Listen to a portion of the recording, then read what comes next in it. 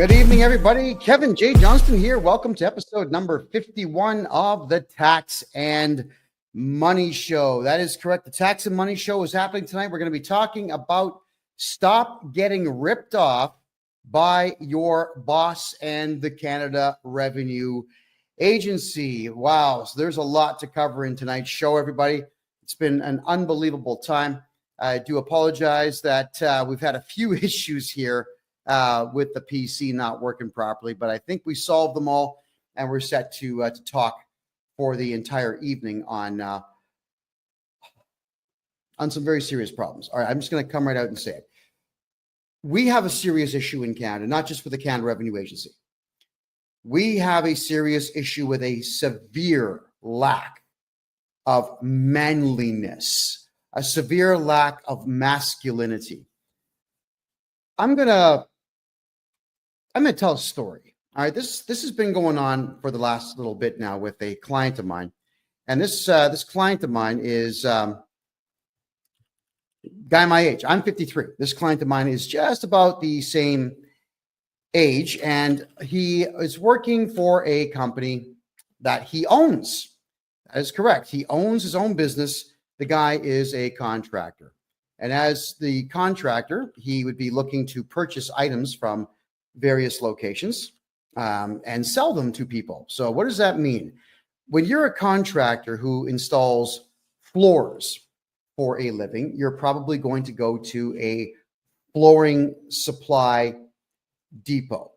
At least anybody who wants to make money would do it that way, because you're certainly not going to just make it up as you go along. You're going to go to the supply depot and you're going to buy what is what's needed. And in some cases, what you will be doing is working closely with the supplier. So let's just say, for argument's sake, I decide to go to Home Depot and buy carpet and then install it in someone's house and mark up the carpet, let's say 20, 30%, and then charge for my labor on that carpet. I'm going to make a couple of bucks. I am not working for Home Depot. If I went to Rona is the other big one in Canada, or Lowe's in the United States, if I went to any of those and bought carpet and installed it, I most certainly I would not be working for either one of those companies either. When you buy something from somebody, you don't work for that company. And if you choose to mark it up, that is entirely on you.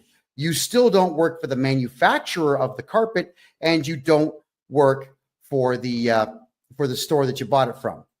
That's just how it is.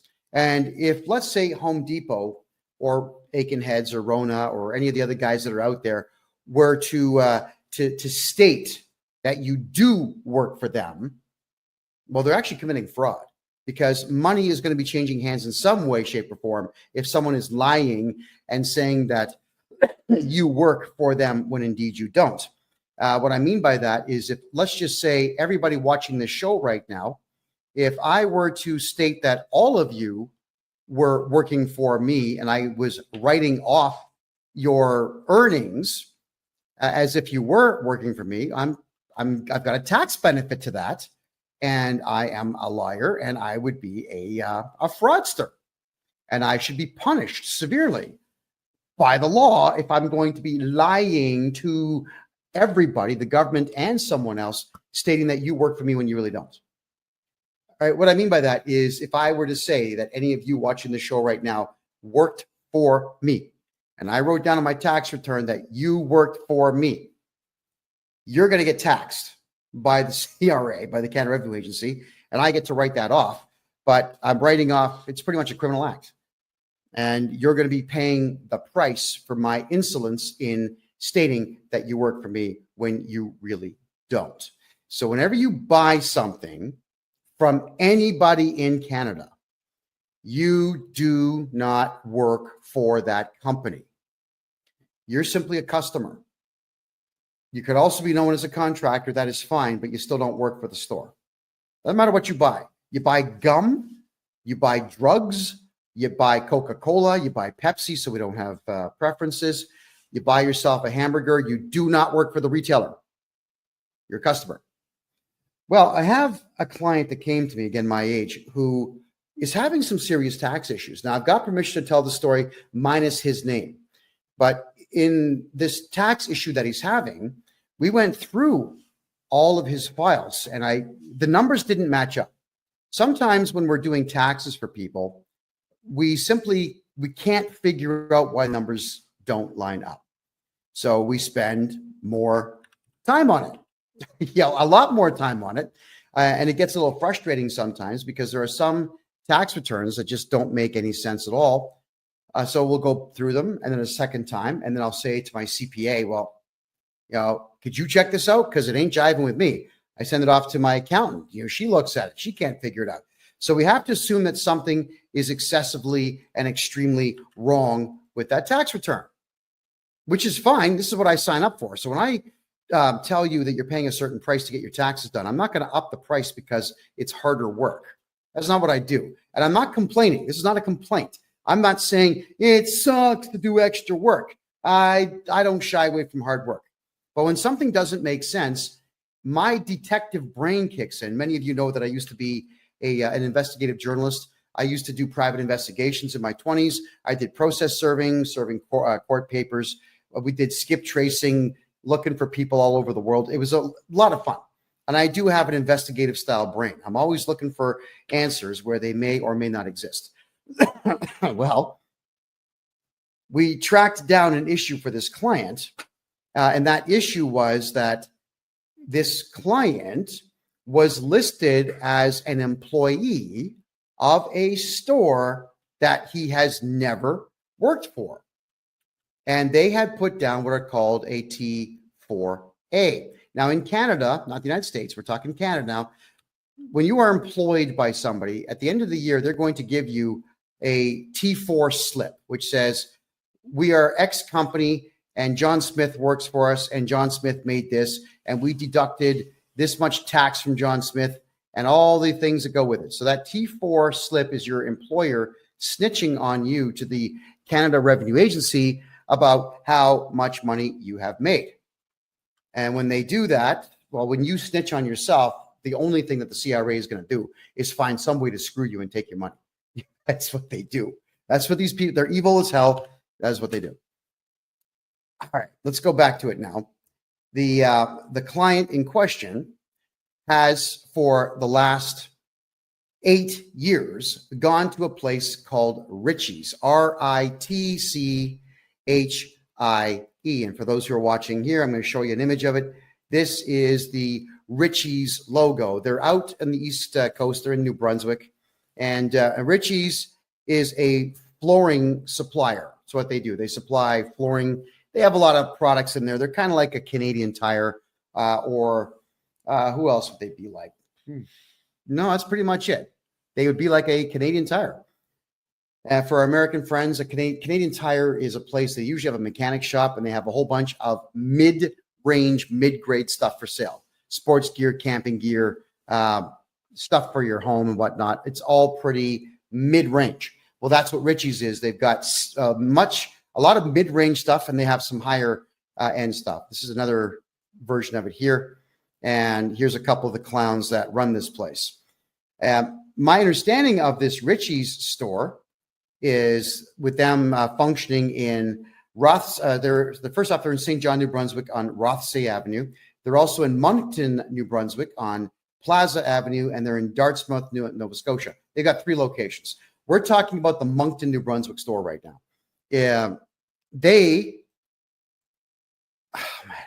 I can't even tell this story and take it seriously, It's just so irritating. So what happened is they got audited 15 years ago. I'm going to back the story up a little bit here. They get audited 15 years ago, and it scared the hell out of them. Strange how this group of millionaires, a couple of brothers, the Ritchie brothers, a couple of brothers who are multimillionaires are afraid of one little old auditor. And this auditor goes through their store and, like a bitch, these guys did everything this auditor told them to do. Show me your records, show me your books, show me your cash, show me your client list, show me your supplier list, show me everything. Everything I want to see, show me. And they did. And they ended up paying a lot of money because they were stupid, didn't get a lawyer. Now, they should have lawyered up for that. They didn't kick the guy out of their store. They didn't have a security guard there to say, buddy, you got to go. They didn't make any phone calls of any kind to anybody. They just completely cooperated with this auditor. Now, here was the problem with what this auditor had done. The auditor told them, oh, you've got guys, contractors that come here and buy stuff from you. And do you sometimes get these contractors to do work for your store? They said, yes. And then the auditor asked if these contractors work independently. Like, do they actually register corporations or register companies and just buy supplies from you and then go out and do the job? They said, yes. Now, the auditor lied at this point. The auditor says, well, if you have any contractors that are buying supplies, you need to put them down on what is called a T4A slip, which in Canada is the same as a T4. And it says that you make commission. So it's your earnings. It's you snitching on yourself, saying that you make commissions. Please tax me on these commissions. But the problem is this CRA auditor told the store to lie and commit fraud so that the Canada Revenue Agency could make more money. So for the last 15 years, this Ritchie's floor supply plate, cowards, absolute cowards, have been putting T4A slips out on all of their customers. Yeah. So if you're a customer of this Ritchie's place in Moncton, New Brunswick, they literally are listing you down as an employee of them on commission sales. So if you ever wonder why, as a purchaser of goods from this Ritchie's chain, why your tax bill is so high, it's because they're lying. It's because they're actually telling the Canada Revenue Agency that you work for them. So I wanted to do my clients' taxes, and I realized, here's something that has to happen. Is I'm going to put forward a series of legal documents when I do this tax return for the guy, stating that there is no T4A. It is completely fraudulent, and we have to file a police report, which I will. And I'm going to tell the Canada Revenue Agency, you cannot allow these T4A slips, which state that my client who's never worked for this store is going to be taxed by this store. Got to cancel them. Cancel the T4As. That's what the store has to do. So I made a polite phone call to this Ritchie's place, and I end up getting the name of Tracy Delahunty. Tracy Delahunty. And I make a phone call, and I'm very, very prim and proper and polite, and I just introduce myself as the tax agent and legal agent for my client. And I explain that we have a slight problem here, that there appears to be a clerical error. I never come out and just accuse people right off the bat. I say, we have a clerical error here. It would appear that you have mistakenly put down my client as an employee of your corporation. And I'm wondering if we could get that corrected, please. Boom. She just starts screaming at me, this chick. I'm not going to repeat all the stuff that she said, aside from the gist of the story, which is, we're not going to do that. We got audited. We're never going to get audited again because of you. We're not going to reverse that. We're not going to cancel the T4As. He works for us. I said, well, I'm afraid you're wrong. Well, it's the government. You have to do what you're told. Now, God knows how many times I've heard that in doing taxes for Canadians. Someone tells me that you have to do something because the CRA is the government and you got to do what the government says. No, you don't. You've got the right to remain silent. Anything you say can and will be used against you to either put you in prison or take your money. So shut up. Stop talking. So I explained, look, that's actually incorrect. And the T4As that you're issuing are, unfortunately, in your case, fraudulent, which opens you up to lawsuits. And when I cancel them with the CRA, you're going to get audited. They're not going to know why it's being canceled. So the first thing to do is they're going to call me to audit my client. I'm going to say, nope, you're not going to audit my client. Not now, not ever. So then they'll go to the store and they'll audit you and you've already cooperated with them before, you believe that you have to, so you're going to go through another audit. And when you've got a store that's equally as big as most Home Depots out there, the auditors will take their time. They'll spend weeks there. They'll cost you time and money and effort and irritation, because it is really irritating to have one of these jerks in your place, in your place of business when you're trying to do business. There's nothing worse than someone asking questions that are completely irrelevant to the task at hand. Now, with me, the task at hand is making money. It's making money. When I'm talking to clients, they're paying me for my time. We get them tax money back. They pay me for my services. I'm making money. My clients are making money. If someone's asking me to do something for them, like, I don't know, fold the laundry or do the dishes or whatever, that don't make money. So the answer is no. Well, occasionally I get phone calls from some branches of the Canadian government wanting to talk to me about my attitude problem. I say, look, guys, this ain't going to make me money. So no, I'm not spending time with any of you. Yeah, whenever the government of Canada calls me, I always tell them, it's guys, I charge $300 an hour for my time. So if you got a Visa or MasterCard, we're going to run that for you now, and then we can have a conversation, to which, of course, they always say no. So we want to make sure when you're a client of mine that you're never dealing with auditors. Well, this store is now going to have to deal with an auditor. She says to me on the phone that, look, honey, I've been doing this for 10 years. I know everything about taxes. That's what it sounds like. I said, well, if you've been doing taxes this way for 10 years, with all due respect, you've been doing them wrong. We put auditors in prison who harass my clients. That's how it works. No, you don't. Well, yeah, we do. I'm a private investigator by trade. I'm a tax expert here. We hunt them down. We file charges. We make sure it goes all the way through. At the same time, we cancel the audit. So you don't have to put up with an auditor in the future at all. In fact, I can help you keep these auditors away. But right now, my concern is my client. I'm being polite. My concern is my client. Could you please just cancel these T4A slips? He does not work for you. Then she pulls the same crap that every feminist out there always pulls when they are losing an argument or they have nothing further to add, but they still want to win. She says to me that, oh, you're just being too aggressive. You're too aggressive for me to talk to. I'm going to have to end this call. I said, no, you're being aggressive. I'm actually afraid of you, and I'm going to end this call. So I ended the call first. I always repeat back the words of feminists whenever they throw nonsense at me, which is exactly what she did. So you would figure at this particular point, I'm going to bypass the accountant for this company, and I'm going to call the multi-millionaire owner of the place, the Ritchie brothers. Supposedly they're men. Well, we know differently now. I call. I don't get through. I call again. And this secretary guy sounds like a teenager, poor guy. He's caught in the middle. But I could hear one of the Ritchie brothers in the background saying, no, I don't want to talk to him. You get rid of him. I don't want to talk to him. Dude, for real, it's your store. It's your company. Take the phone call. So I have to explain myself to this kid. I'm very polite. I said, please have the owners call me. The owner does not call me.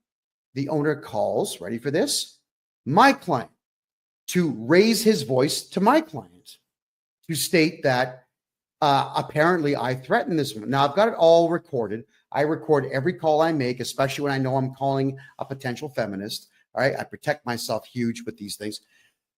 And said that I threatened her and so on, and that I'm never to call their place again and so on. My client even said, look, don't call me. Kevin's my representative. Call him. But please, if you could, cancel the T4s. They won't do it. They won't do it. So I call back.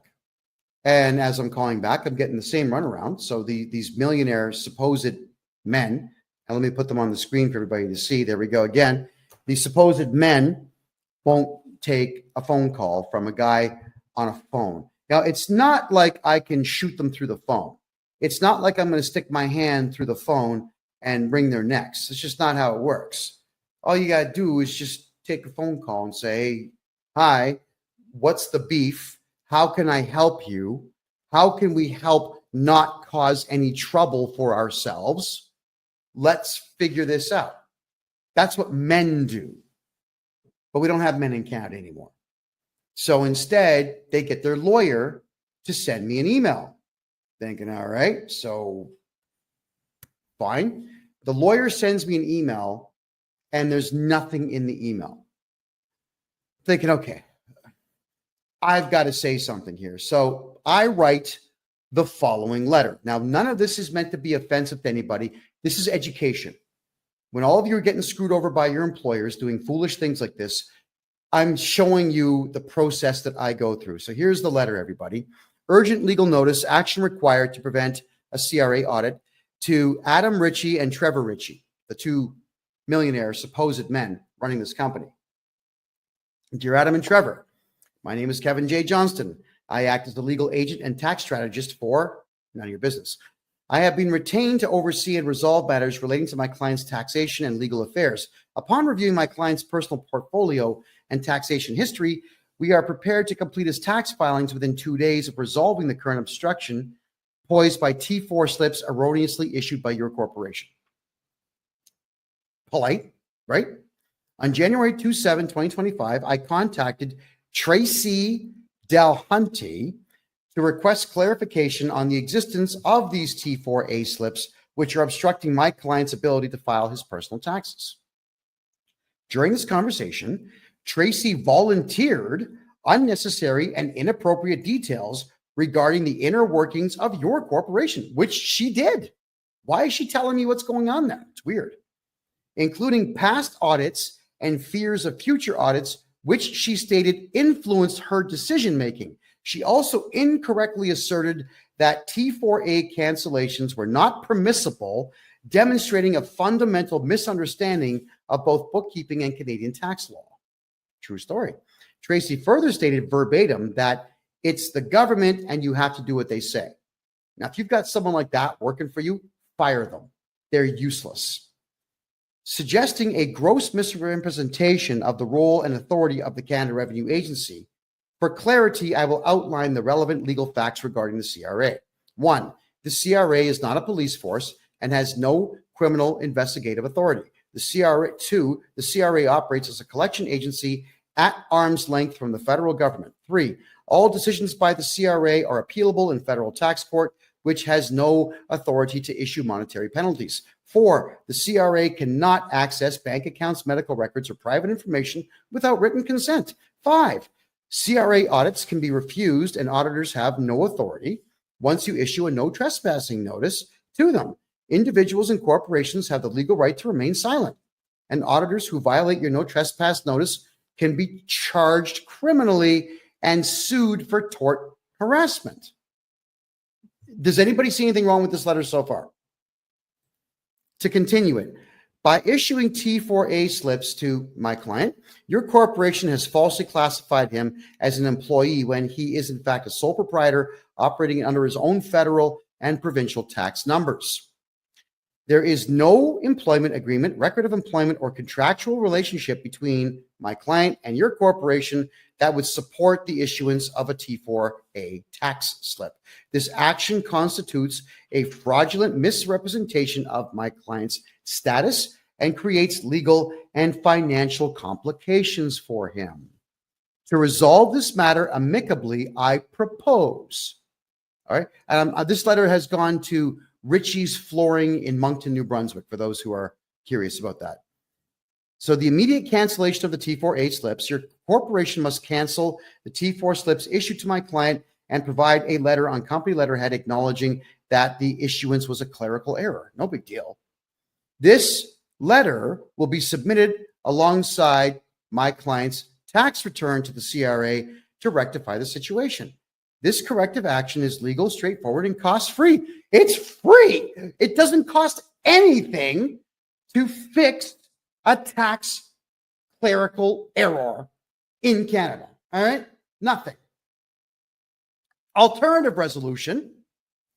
If you choose not to cooperate, I will proceed to revoke the T4A slips on behalf of my client by submitting the necessary documentation and legal arguments to the CRA.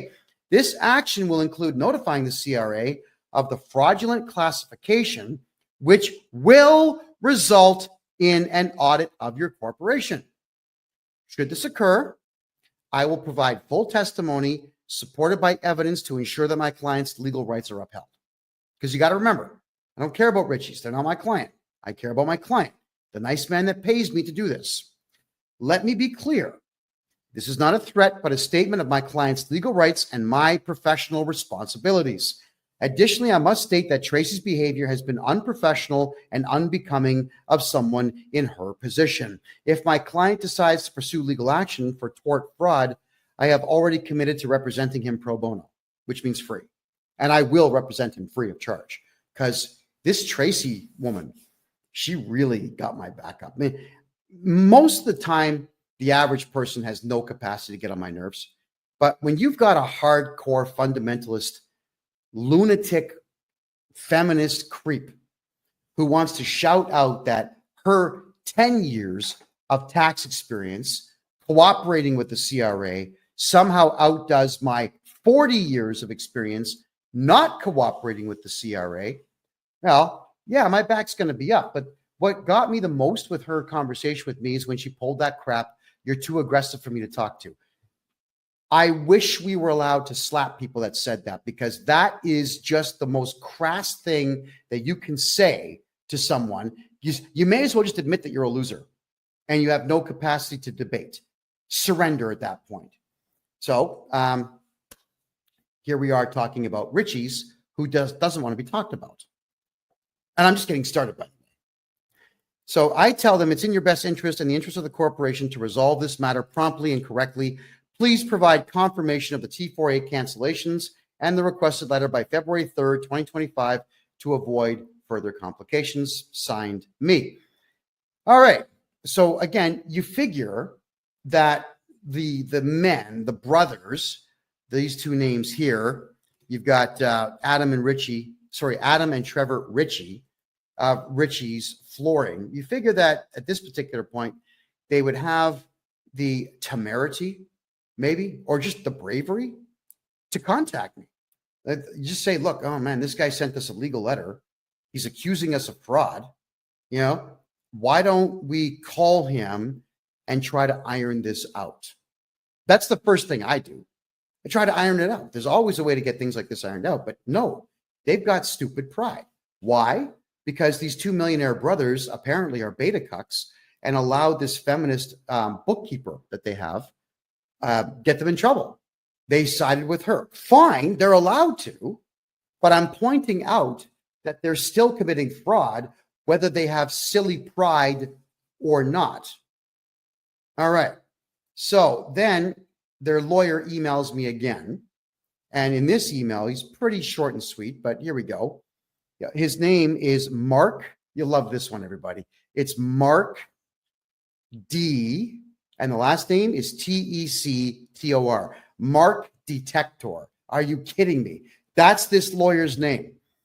He says, I am legal counsel for Ritchie's, and I have been retained in relation to the above noted matter. That was the letter I sent in. I have your email and letter dated January 29, 2025. I am reviewing your letter with our client and I am obtaining obstructions. In the interim, do not contact my client and do not make any further disparaging and unfounded comments against them or their employees. Regards, Mark Detector, partner at Stewart McKelvey Lawyers and Advocates.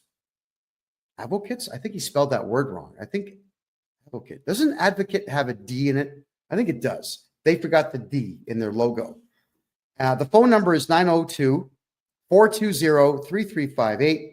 And he's got a cell phone number of 902-402-0101. All of this is going to be on freedomreport.ca afterwards if anybody wants to see it. And it's going to be on my website, KevinJJohnston.me. And you can read all of this nonsense for yourselves. So the lawyer, he does the right thing. He represents his client, and he's telling me that he's representing his client. He's telling me not to contact the client. Now, that is actually proper procedure. When you hire a lawyer or a representative or an agent, the agent is the one who speaks on your behalf. No big deal. That's okay. But to tell me not to make disparaging comments. Are you kidding me? If there's a beta cuck coward fraudster out there, you're all going to know about it. I'm not going to lighten my language and say, yes, we have a couple of males out there who may have made an inadvertent mistake, and they may have pride from old world, and that's impeding their capacity to make the correct decision, and we should forgive them. No, absolutely not. They are beta cuck coward fraudsters who have allowed a fraudster to run their accounting department, and they are defrauding dozens upon dozens upon dozens of hardworking contractors who are just customers. All right. So my reply, dear Mark, I wasn't going to put Mark Detector on this letter. Thank you for your letter acknowledging my legal demand. To clarify, I have no interest in engaging in discussions with your clients. My sole request has been explicitly outlined in my previous correspondence, and I expect it to be addressed accordingly. Right? There you go. Regarding any statements I have made, whether private or public, I am fully prepared to enter into a non-disclosure agreement, which is called an NDA, with your client, prohibiting me from making any future public statements about them from the date of signature forward, contingent upon their full compliance with my lawful and reasonable request. I trust this matter will be handled expediently. My name. Okay, nothing to argue with there. So what I'm saying here is that you have a couple of beta cuck fraudsters running this store, interfering with the tax return capacity of me, and literally lying to the Canada Revenue Agency about people who work for you that don't. And I'm going to tell the world about it. But had the lawyer read this letter and told his clients, hey, you know what? This big mouth, this big mouth from Canada that never shuts his big mouth, who's on the front page of every newspaper in Canada, will shut his big mouth, everybody, if you just cancel the T4As. I mean, if I was the lawyer, I would tell him, look, don't be a friggin' idiot. Just cancel the T4s and we'll draft the NDA and shut this guy up. That's fair, right? Well, not in Canada. You see, Canadians are not as smart as Americans when it comes to this whole NDA thing. Canadians have stupid pride. They get their backs up over nothing. And they always say, no, I'm not going to do anything he wants. Okay, fine. So I'm going to tell the whole world how much your company and you suck. That's my right. And I'm also doing it as a warning to all of you out there to pay attention to what your employers and your suppliers are doing, because it can really affect you negatively.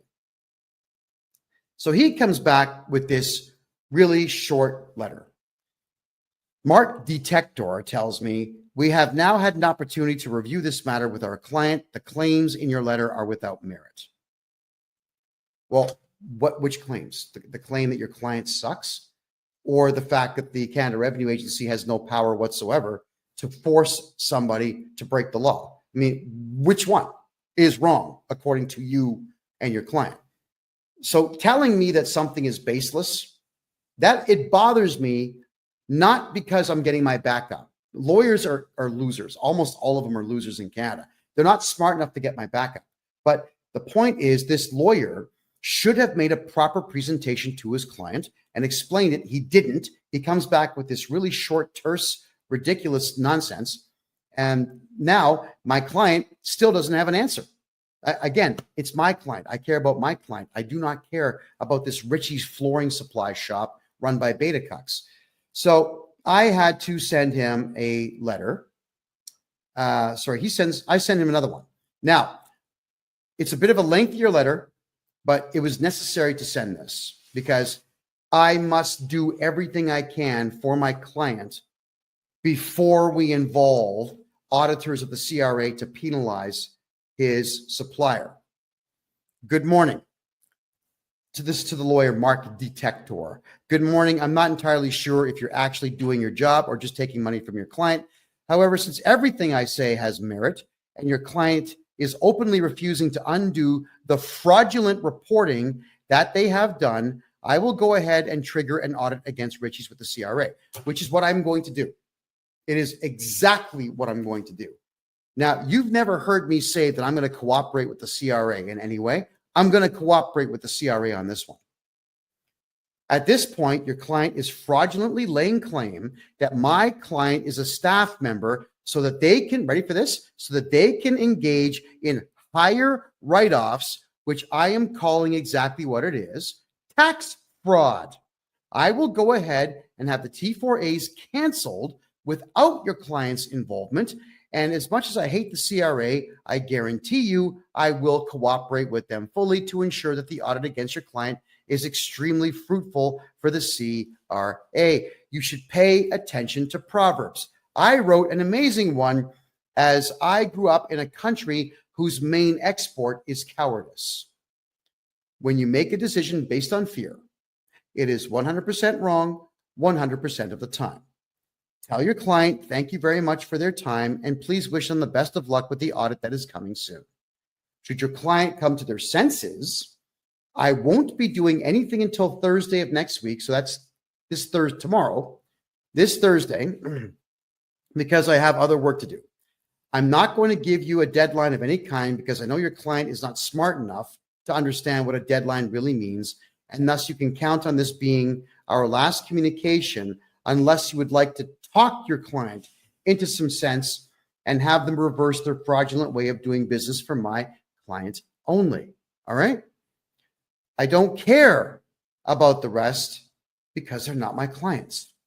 Also, without a court order registered in Bogota, Colombia, and Panama City, Panama, in those regions' proper courts, I will not be keeping my mouth shut. In fact, I plan to use your client as a case study in stupidity and an example as to why, when adults have fear, they fail. Letting you know in advance, I will ignore every Canadian court order that you get. Sincerely, me. Now, lawyers don't like it when you speak like this to them. So what does the lawyer do? He sends me a stupid letter. Here it is. Oh, not this one. It's this one. Please, mark detector again. Please see my earlier emails. Your allegations are without merit. My client reserves its rights in relation to any actions or defamatory statements you may make. First off, that's grammatically incorrect. My client reserves their rights. There you go. Not its, their. Okay, so I don't make defamatory statements. I use funny language to tell the truth. I can come right out and say, Richie's does not do business properly. That's not funny. But the millionaires who run Richie's Flooring Supply in Moncton, New Brunswick in Canada are a couple of beta cuck fraudsters who are absolutely gutless and will not take accountability for their illegal activity, and nor will they even pick up the phone when a gorgeous hunk of man looking like this makes a phone call to them to simply have them spend 5 minutes fixing a problem. My God, these guys at Richie's, this is their store one more time, right? I'm trying to understand how these guys got rich. And then I did some reading into the company, and they didn't do it. The brothers didn't do it. Their father did it. So these rich losers just got daddy's money when he died, and they're going to run this place into the ground because all they're doing is committing fraud. And they have a lawyer who's not doing his job. You know, your lawyer should really give you hell. When you're doing something stupid, it is your lawyer's job to say, look, yeah, I'm representing you, and you're this close to violating the law, so don't do it. Right? He's got to give you hell.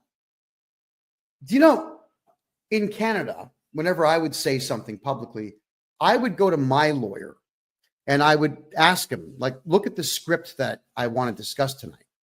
Is there any chance that the Canadian government will hit me with a hate speech charge if I say any of this? And if he says there's even a 1% chance, I don't do it. I've got a lawyer on retainer so I can ask these questions and make sure that everything is going to be copacetic. Yeah. And when my lawyer says don't do something, yeah, all right, okay, I'm not going to do it. because I pay him to watch my back in the legal arena. That is his job. He does his job well so that I can do my job well, right? So let's continue here. With me getting such a short reply from this guy, there's the reply again. I thought, you know what? Obviously, these negotiations have completely broken down. They are not going to comply. So I'm going to go ahead and report fraud to the local authorities, and I'm going to report fraud to the Canada Revenue Agency, an institution I hate, an institution I never cooperate with at all. But because these people got my back up just a little bit, congratulations to them, I'm going to make sure that it happens. And if I need to be on the phone with the auditor, explaining everything to the auditor about these people, I am going to do so. It'll be the only time the CRA ever gets my cooperation. So I wrote a letter. Now, this one is less professional than most of the stuff I write. By my own admission, it's actually quite snarky. It was designed to be irritating because this lawyer is essentially saying, we're going to sue you for defamation if you tell the truth about our client, which I don't care about at all. There we go. So I say, dear lawyer, and I put the words without prejudice at the top of this letter, because in Canada, when you have the words without prejudice on a letter, it cannot be used as evidence in court because it's part of your negotiation to try to get to a settlement before court. That's what without prejudice means, everybody. All right, so I'm hoping that that legal term there makes sense. And by the way, nothing that I'm saying is legal advice. I am not a licensed lawyer. I'm just really good at legal documentation, and I'm really good in the courts because I've studied this stuff for 4 decades now. I hate it, but I know it. Well, actually, I shouldn't say I hate it because I like winning. I do like winning. I just hate the entire court system. But here we go. Dear lawyer, my allegations are fact. Let your client know that I will be helping others that they are double dipping on fight them in court if they choose to go the route of litigation. I will file a defense on any litigation your client files. I will not settle out of court. Should I lose, I will appeal. This will be as public as I can make it, and it will be very expensive for them. As I have studied law for 40 years, I have no legal fees. I'll be representing myself. Not true for your client. Side note, pride goeth before our fall. This woman that Richie Boys hired is really going to destroy them. Let them know that they should not act on her feelings because I won't be letting this one go. I'm going to use this case as an example of how not to behave in the accounting world and how to avoid eventually meeting me. That dumb working for them is dangerous as she is really stupid but believes herself to be a genius. She should be flipping burgers, not stealing from the CRA. I am not an unreasonable man. So this stupid shit ends upon cancellation of the illegally claimed T4As and possibly T5 forms for my client and my client only. When this is done, simply email me with Richie canceled in the subject line, and I will never need to communicate with you again. I will fix my client's taxes and move on. Let the Richie boys know that this can be solved with less than 30 minutes of effort, and that it will please me greatly to have this done right away. They really don't want me cooperating with the auditors of the CRA, which I will gladly do just to irritate that dumb ant they have working there. And that comes from the heart. Oh yeah, they will most likely audit them all personally when I request them to, which I will. Do what you will, Kevin J. Johnston. So these Richie's people, really, they need to grow some balls. They need to grow some sense. They need to gain a little bit of business acumen. And if you ever want to keep yourself out of lawsuits, Canada, you got to think like an American. I know all of you are saying, I hate America. Why? Why? Americans know how to do business. This type of thing would not come up in an American company. I've dealt with American companies thousands of times. And whenever issues like this pop up saying, listen, we got a problem. You're committing fraud and we're going to report you to the IRS. Like, whoa, wait a second. What's the problem? They will actually try to work with you. In Canada, everyone just gets offended, especially feminists. And this is the stupid stuff they do. So the lawyer did not reply. And I'm a little disappointed in that, but yeah, whatever. We did my client's tax returns as if he did not have a T4A form ever filed for him. And I am declaring in an affidavit, using all the legal knowledge that I have, to tell the Canada Revenue Agency that this stupid store, Richie's Flooring, is committing tax fraud. Now, here's the fraud, all right? Let's go back to the beginning of this story, where they got audited 15 years ago, and the auditor told them, if someone is buying supplies from you and they're a contractor, put them on a T4A. So the auditor told this store to break the law, and the store that did not get any legal advice has decided to break the law for 15 straight years by committing tax fraud times God knows how many people buy their supplies. Think about that. If I tell you to shoot somebody in the head and you do it, you go for murder 1, possibly murder 2. I go for solicitation of a crime and possibly accessory and possibly murder 2 as well. Don't think for a second that because someone else tells you to commit a crime that you're going to be absolved of it just by saying, I don't know. He told me to do it. Do you think really that's a defense in court? You're out of your friggin' mind if you think you're going to get away with using that as your defense. Not only are they breaking the law, but they are proud that they are doing it, and they are getting a lawyer now to assist them in breaking the law. So this lawyer that they're utilizing needs to go back to school, I think, because the next step for me is to start filing complaints with the Law Society of the province of New Brunswick to explain that this guy is giving them really bad advice and did nothing to solve this problem. Well, if anybody out there would like to call Richie's, let's bring the information up right now. I'm going to share the screen right now. Here it is, everybody. So I know you won't see it on, hold on, where are we there? No, wait, there we go. Boom. Let me just turn this off for you. So there's Richie's. They are in New Brunswick. Let me zoom in a little bit for you here. That's the store right there. Richie's Flooring Warehouse, 19 Plaza Boulevard, Moncton, New Brunswick. Okay, everybody out there who's watching on TikTok. Oh, sorry, guys. Is the audio better now? Is that a bit better for you? So everybody watching on TikTok, could you please put the phone number I'm going to dictate right now to you? 506 857 0400. All right. 506 857 0400. I'd like all of you to ask for Tracy Delahunty and ask her why she insists on committing fraud. Okay? Ask her. Don't be rude. Don't swear. Don't do any of this, but I need all of you to record these calls because stores that do this type of thing to people are evil. It is evil to do this, but we don't have to be evil. We just have to play the game the right way. So I'd like to ask you all, give her a call, Tracy Delahunty. Tracy Delahunty.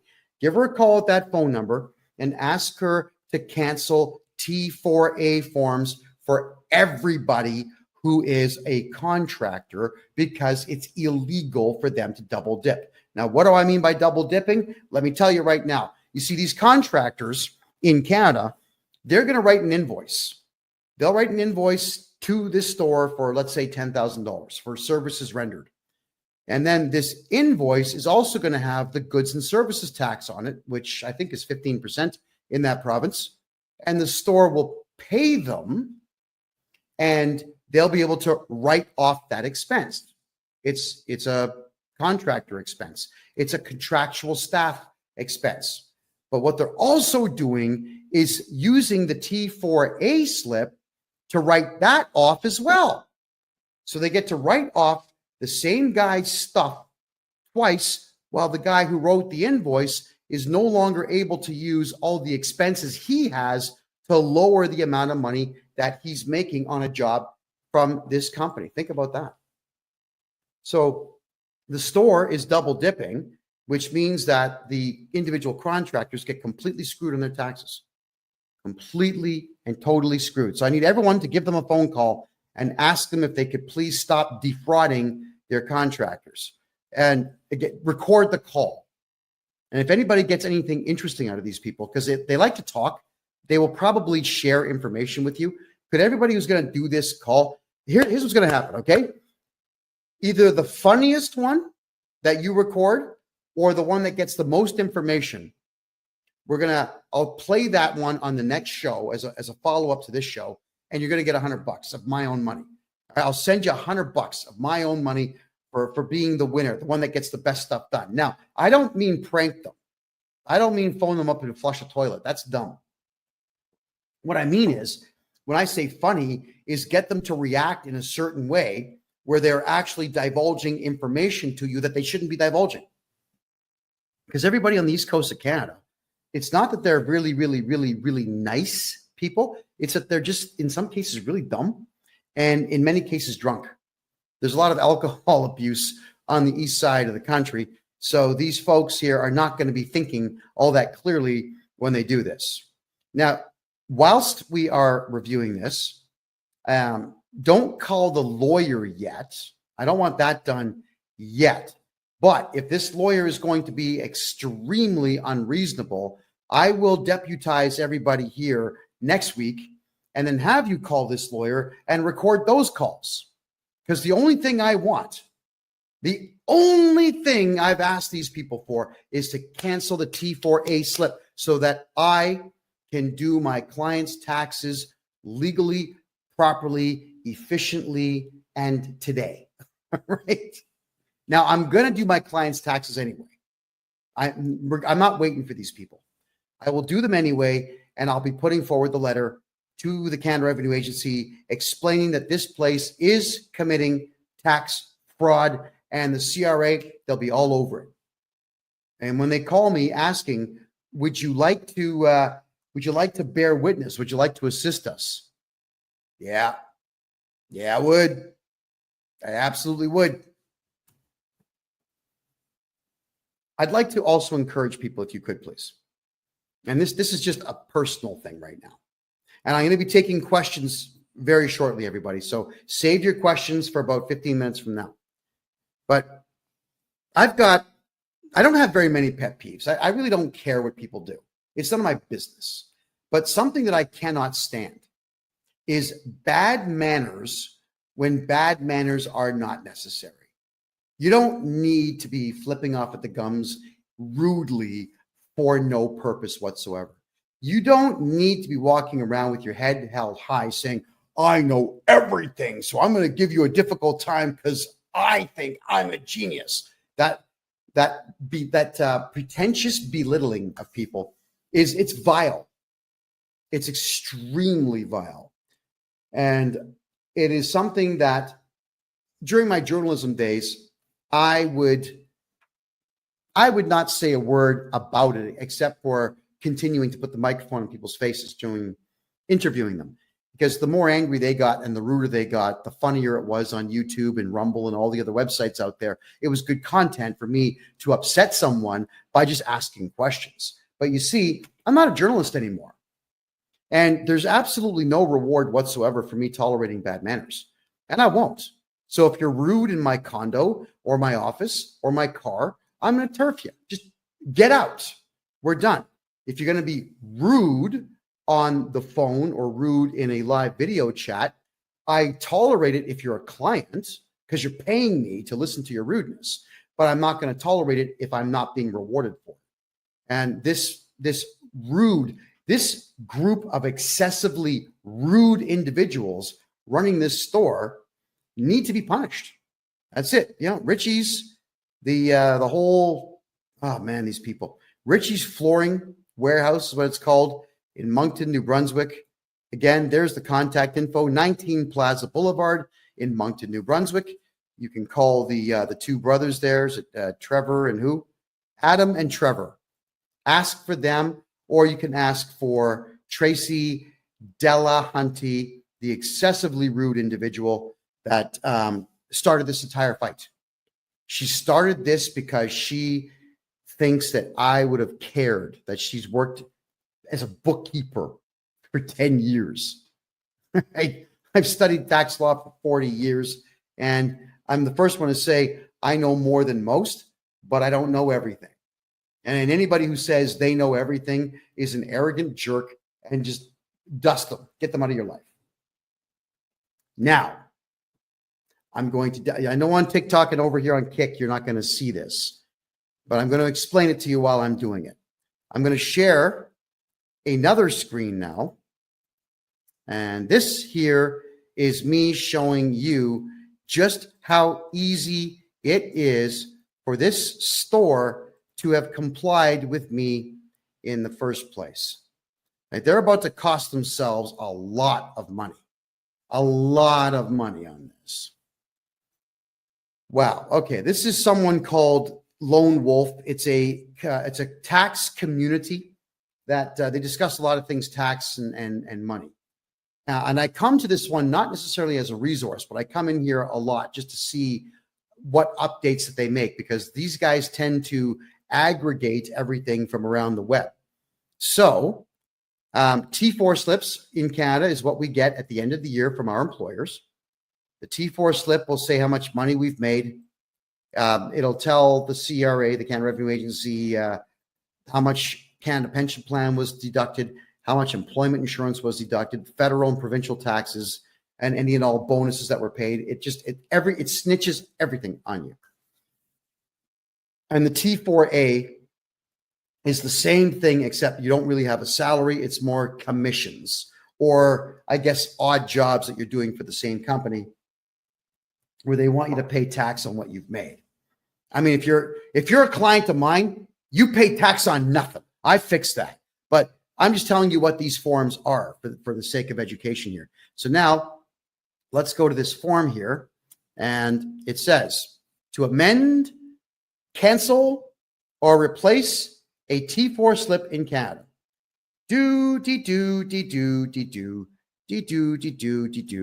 Cancel a T4.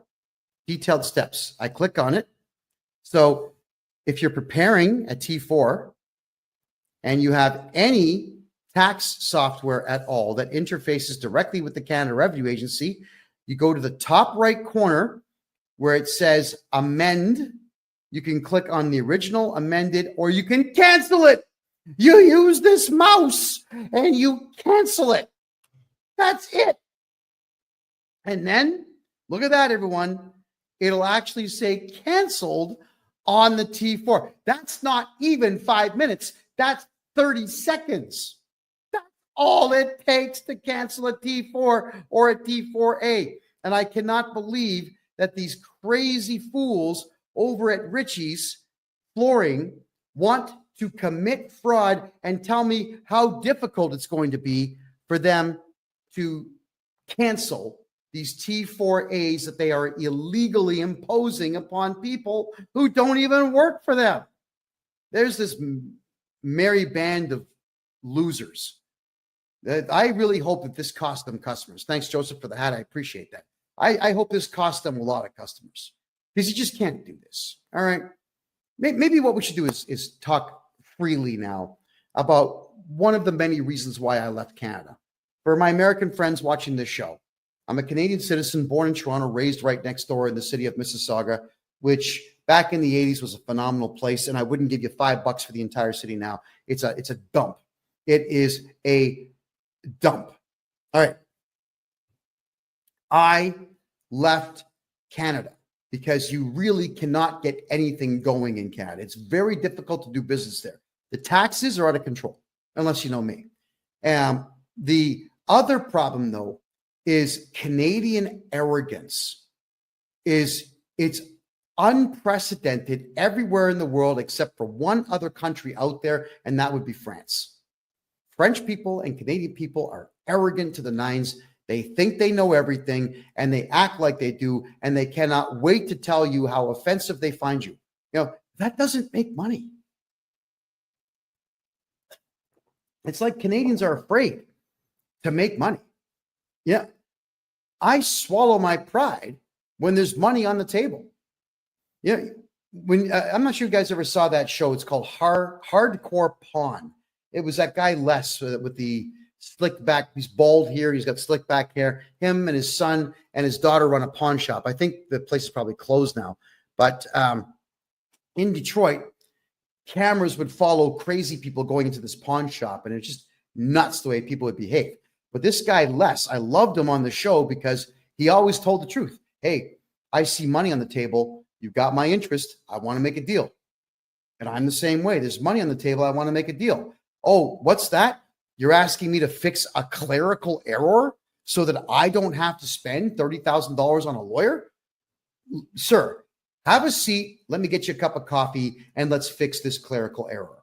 And we get it fixed. And we shake hands. And I walk him out the front door politely.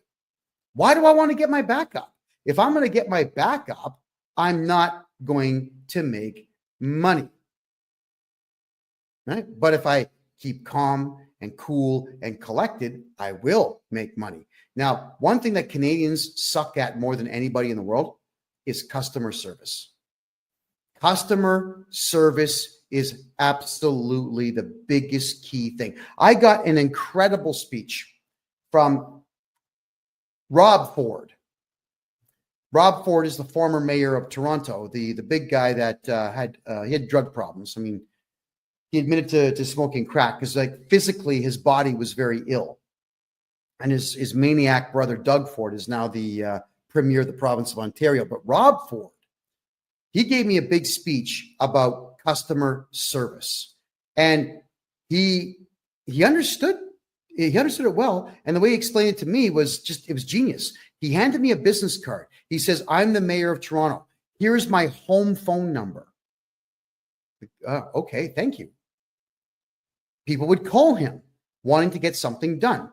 So he would go through every message. He had a Rolodex. He showed me all this. He had a Rolodex where he would put everybody's name in and write down the problem. He would call the appropriate people, send the city staff member out to get it fixed. He would call the person back and say, did the pothole get filled?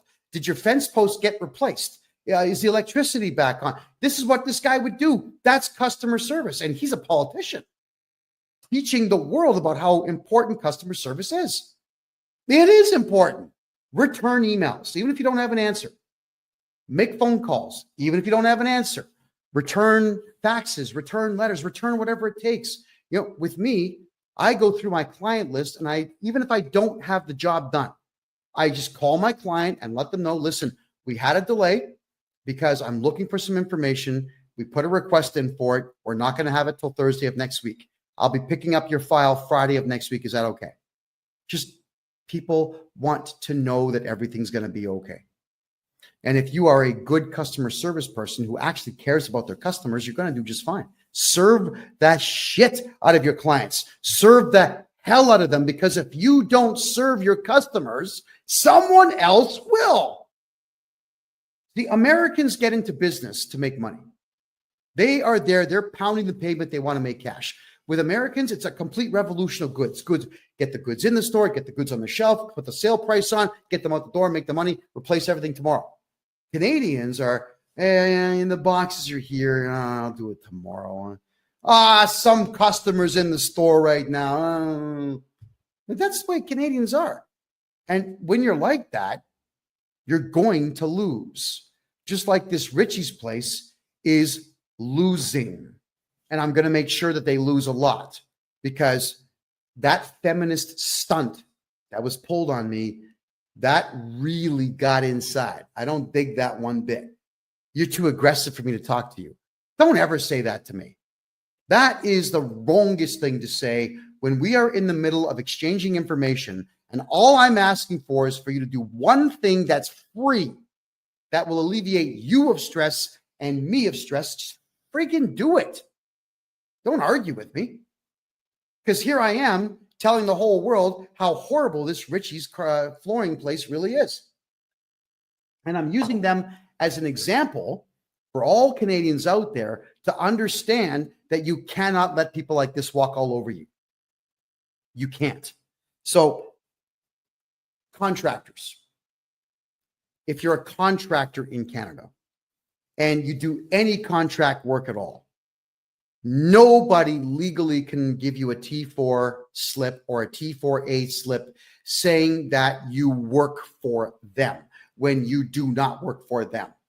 So if you need to, you sue them. Sue them. It's tort fraud. All right. You can ask for money for that. You can ask for additional money called punitive damages to punish them. And you can even say, Your Honor, I'd like you to charge this person with fraud. Now, you probably won't get that one, but you'll get some money. So you got to pay attention to what's going on out there, everyone. No matter what, because we are in really awful economic times, especially in Canada, because the world is a mess, because most countries in the Western world have got massive amounts of unfettered immigration, bringing in the worst of the worst from around the world who have completely destroyed our culture and our way of life and so on. I get it. Everybody's stressed out. But instead of rising to the occasion, everyone's just fighting with each other. I'm not going to fight anyone. I'm not fighting tax people out there.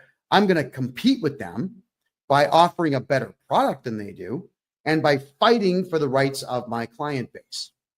Just like this store should have got their lawyer to say, hey, CRA, you cannot instruct us to break the law, and we are not going to lose any customers for you.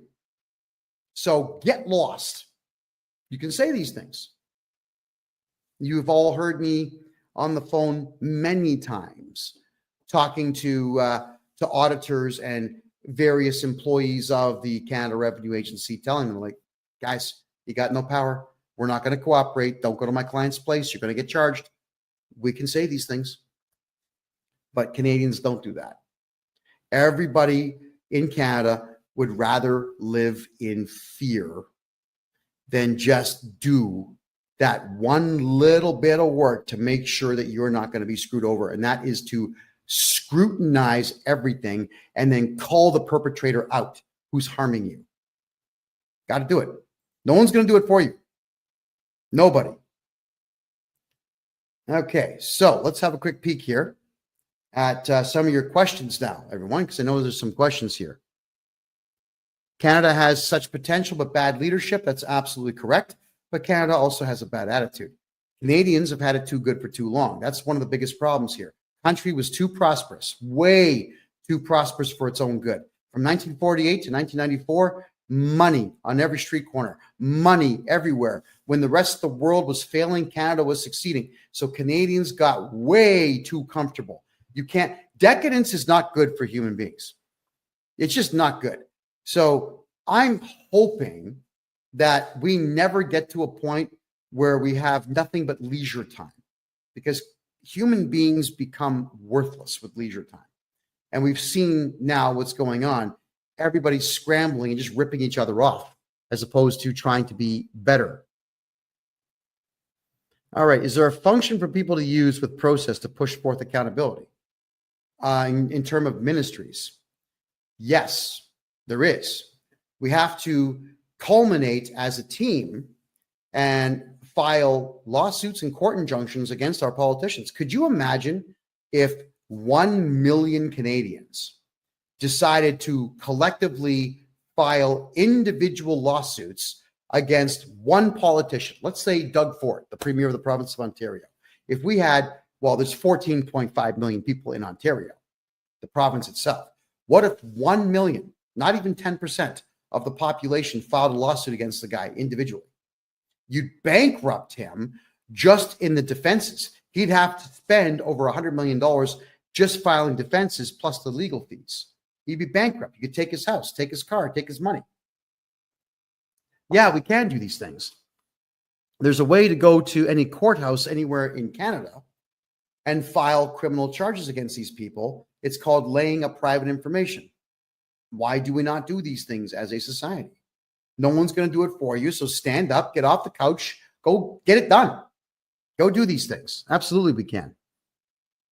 All right, I'm going to have a quick peek here at some of your questions. Okay. Am I live? Yes, I'm live. It is currently 10:15 p.m. Eastern time on the 18th of February. Thank you so much for asking. I see some questions here now in the Rumble room.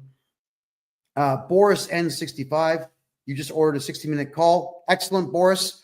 You should be able to log into Calendly and pick your date and your time. So we'll be talking soon, I'm sure. We got there. Real MGTOW. Kevin, have you guys been able to clear up your tax backup? Yeah. I mean, our tax backup is, we'll call it under control. We have a backup of, say, 2 weeks, but that's standard during tax season for any accounting company. We developed a brand new software package that's going to blow your mind, everybody. Imagine this. Well, actually, let's just work with the real numbers. No, so I'm going to do this for everybody right now. Let's do this right now. I'm going to bring up the income tax calculator. This is a website called Wealth Simple. I'm not even sure what they do, but it's a handy little toy to play with. All right. I know that you're not going to see it on TikTok or on Kick, but I will state what it is that I'm doing here. So let's turn this off. If you have a look here in the province of Ontario, if you make $100,000 a year, the federal tax is $14,000. The provincial tax is $6,986. Canada Pension Plan and EI, which is employment insurance, ends up being $5,105. So on 100K, you're losing $26,136. Now, what bothers me about this is when a corporation is filing taxes, what they've got to do is they have to take the CPP, the Canada Pension Plan, and the employment insurance, and they have to match that. That's right. So for every employee that you have making 100K, you have to match the Canada Pension Plan 100%, and you have to match the employment insurance by 140%.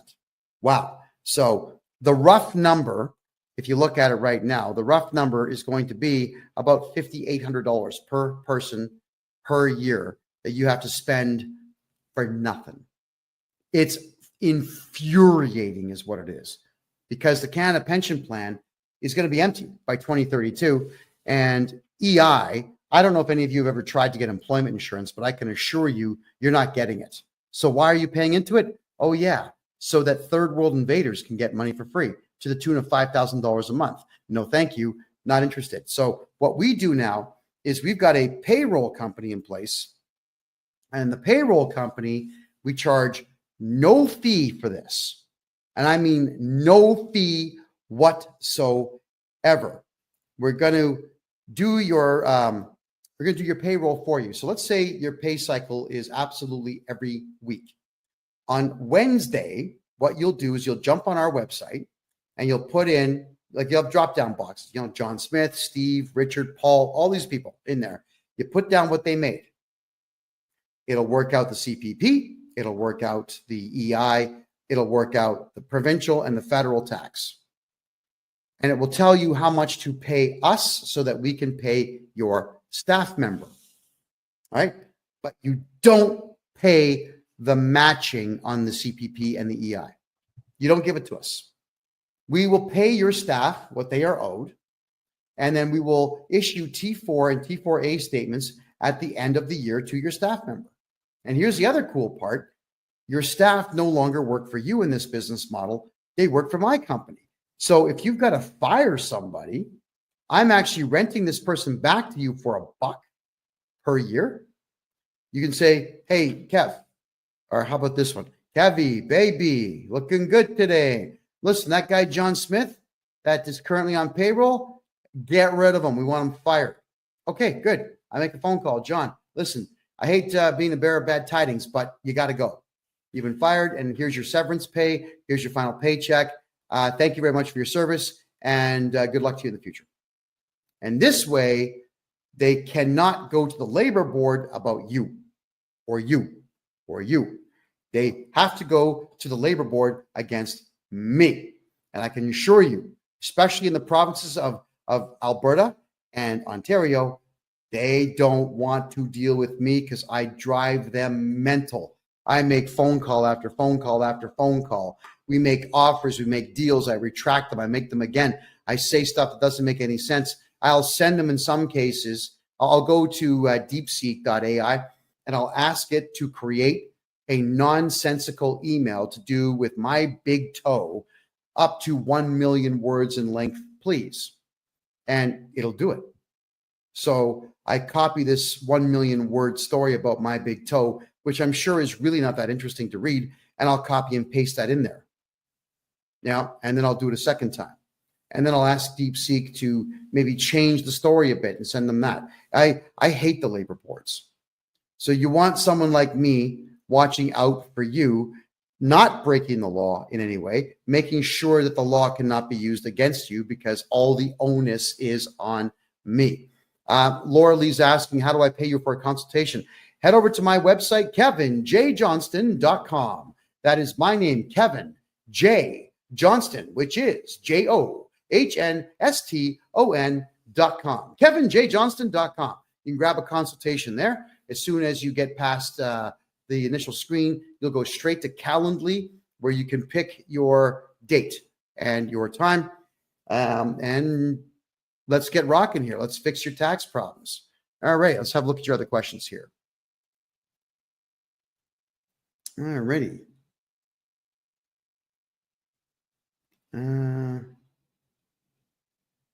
All right, guys, I don't really want to get into politics. All right, so for everyone who's asking me about politics, I'm staying out of it. I did my last political show on the first Tuesday of 2025. I don't care anymore. I had a lot of fun. I did a political podcast for 7 straight years. And we cost a lot of politicians a lot of money. I thoroughly enjoyed my time. But I'm a tax guy now. I'm enjoying taking money away from the Canada Revenue Agency and giving it back to the people. So don't call me Robin Hood because I don't look good in tights. Just call me, I don't know, call me a hate-filled maniac for hire, because I am, when it comes to these CRA people, I am a maniac. I can't stand them. I hate them with all my heart. So I go to town on these idiots, and they don't like it.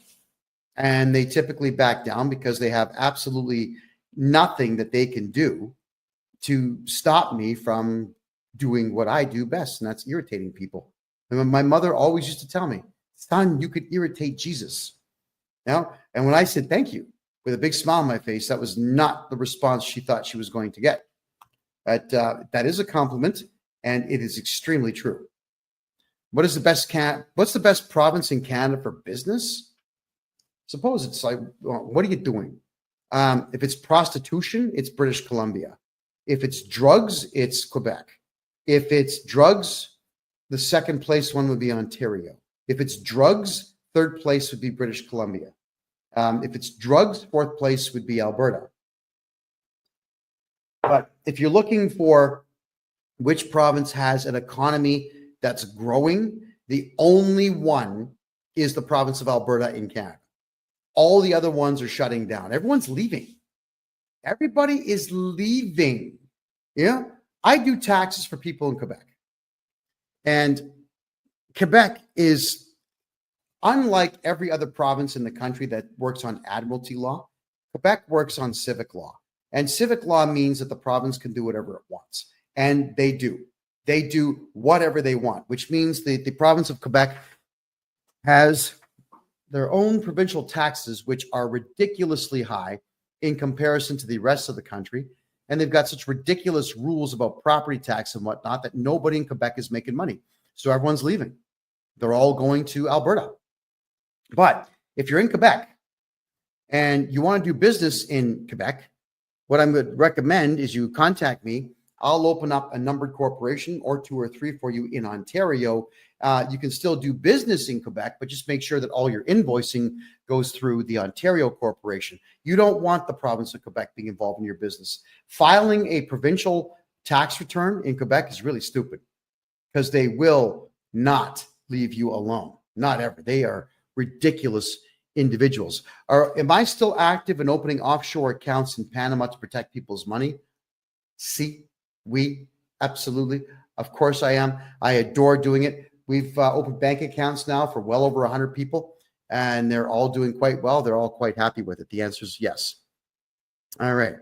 What do you do if CRA launched assisted compliance programs for a 2022 farm loss?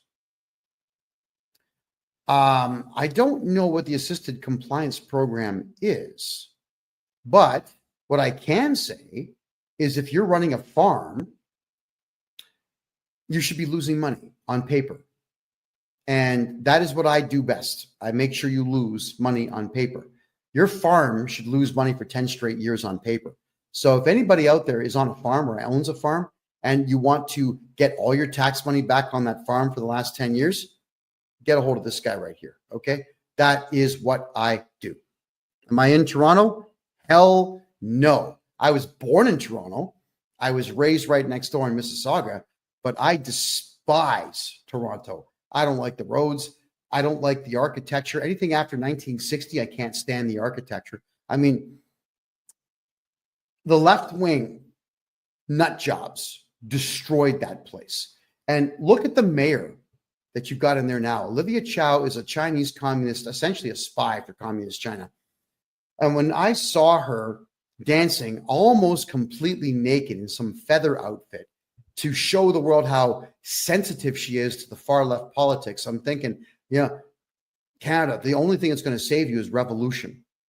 A violent overthrow of your government is the only thing that'll save it. When you've got that type of trash in charge of the biggest city in the country. And when I say biggest, I mean biggest by a lot.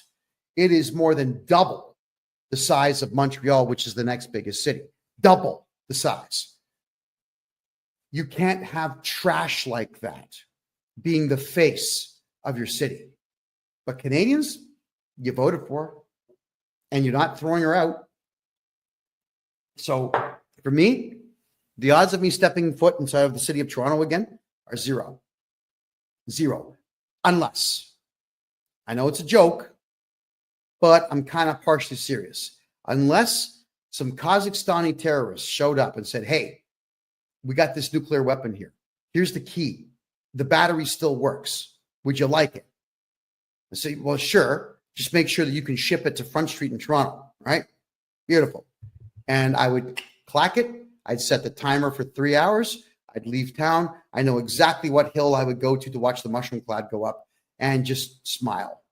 I don't even smoke, but I'd crack out a stogie and I would just watch. I hate Toronto.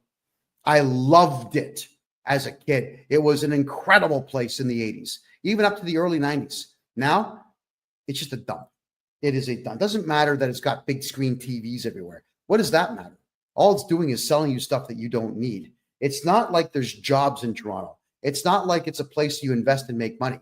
The condo market is completely dead in that place. Nobody can afford housing, and the taxes are the highest in the country by a lot when it comes to anything to do with the home.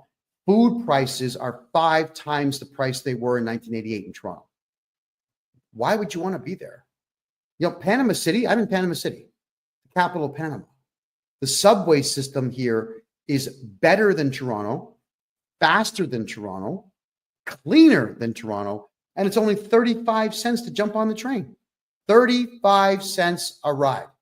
Tap your credit card, walk through the gate, get on the train.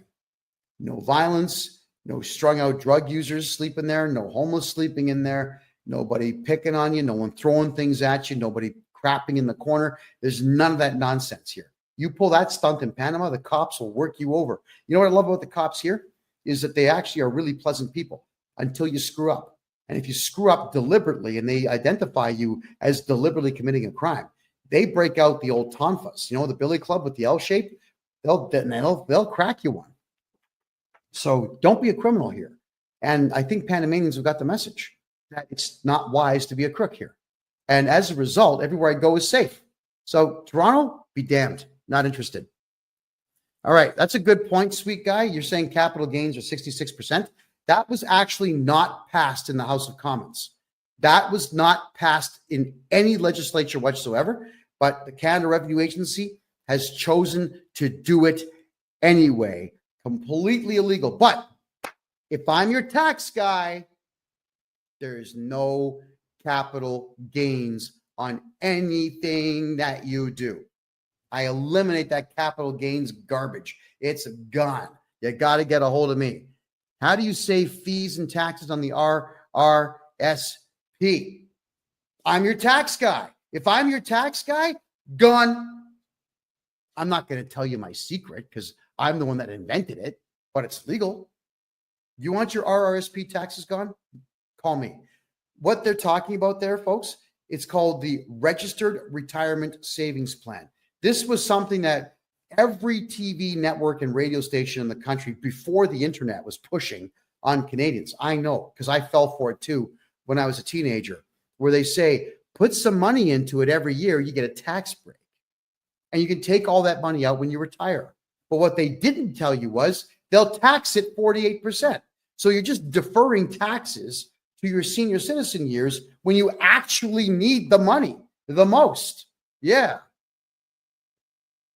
And the other worst part of it is, everybody, is that the government tells you that it's for your own good. And that's the part that bothers me the most, is that they're taking 48% of your retirement savings plan from you and telling you this is for your own good. It's good for you that we're doing this. You're coming close to retirement age. You've worked 60 years to have nothing. And now we're going to take 48% of what you've made, and it's good for you. No, it's not good for you. And I will get you back 100% of all of your RRSP contributions, so long as it used to be just the last year. I can go back 3 years now and get those for you. So get a hold of me if you want that money back. Do I have an office in Toronto? Yes, actually I do. My criminal lawyer and my corporate lawyer are in Toronto. So if you need to drop something off at one of my offices there, let me know. But I don't come to Toronto. God, man, no. Oh, God, I hate that city. No, you won't see me there.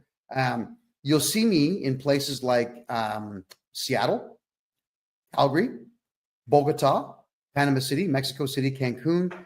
You'll see me in not Port-au-Prince. I'm sorry. What's the other one? The capital. Oh, Nassau, the capital of the Bahamas. You'll even see me in Trinidad and Tobago. You'll see me in all these places because there's money in the cities I've just mentioned. But Toronto, nope.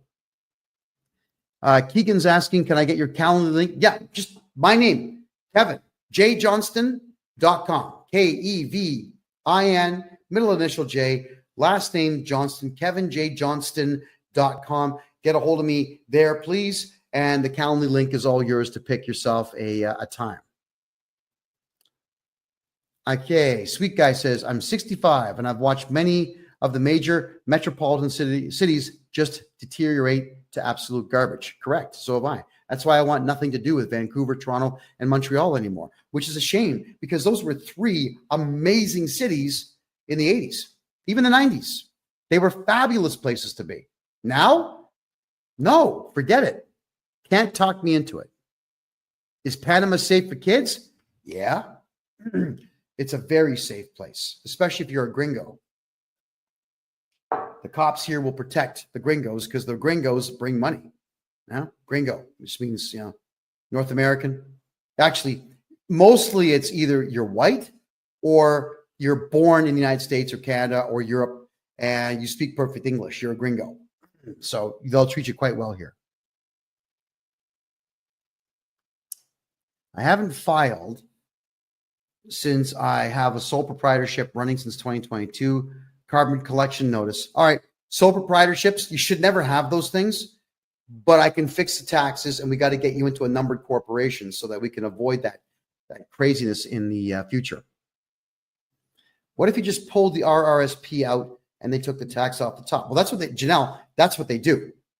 It doesn't matter who you hold your RRSP, your lifts, your RIFs, or your GICs with. They always take the taxes and just give it to the CRA, whether you want them to or not. They just do it. When you ask why, because it's the government. You have to do it. That's how they sound. So that's why I'll get you back everything on the RSP, but it will be in the following tax season. So it won't be today. It'll be in the following tax season. But if anybody here pulled out their RRSPs in the last 3 years and you want that money back, you get a hold of me. I'll get it all back for you. Every penny. If I cash in Bitcoin, do I have to pay capital gains on money I got by mining? Okay, Dale, the whole point of crypto is that nobody knows you have it. There is no way for the CRA to know how much money you have in the bank and how much crypto you have, how many gold bars or silver bars or platinum bars or palladium bars that you have, or even how many houses that you own until you shoot your mouth off and tell them. So, Dale, if you've got crypto and you're making money in the mining game or the staking game, shh, say nothing. It's your money. Don't give it to them. However, Dale, you can use a crypto loss as a capital loss and do a huge write-off on that. That's when you can talk about crypto.